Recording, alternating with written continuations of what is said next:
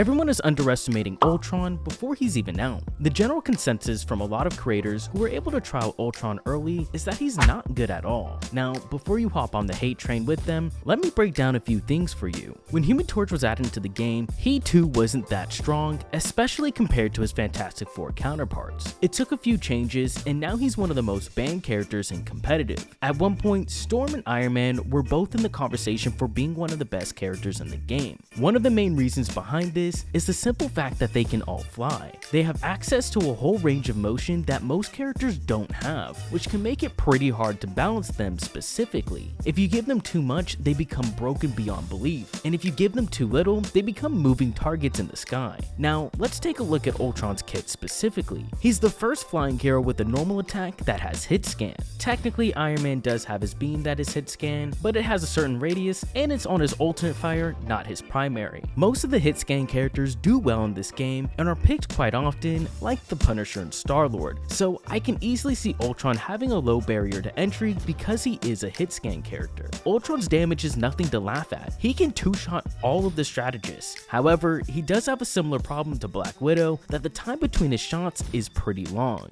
Now, when it comes to healing, does he have insane burst heal potential? Outside of his ultimate? No, not at all. However, he can heal a group of his allies without even looking at them, which can be way more beneficial than you might think. One of the main ways a Vanguard is taken out is because their strategist was distracted by something and they stopped healing them. This is a big reason why Rocket is doing so well in this meta that's so dive heavy. His orbs might not exactly hit their targets, but they'll bounce around the map for a bit and heal one of his allies without him trying. I think this will be a similar case to Ultron, though I do want to let you guys know that if you get too far away from the person with the drone, it will go away after a few seconds, and the same thing will happen if you don't have line of sight on them. So it doesn't work the same way as, let's say, Luna Snow's Snowflake ability, but it's not as bad as everyone is saying. As long as your team is playing somewhat together, you should be outputting healing anywhere between Adam Warlock and Mantis's healing. I get this isn't that crazy, but if you buff it up too much, it'll get out of hand, and I promise you don't want that at all.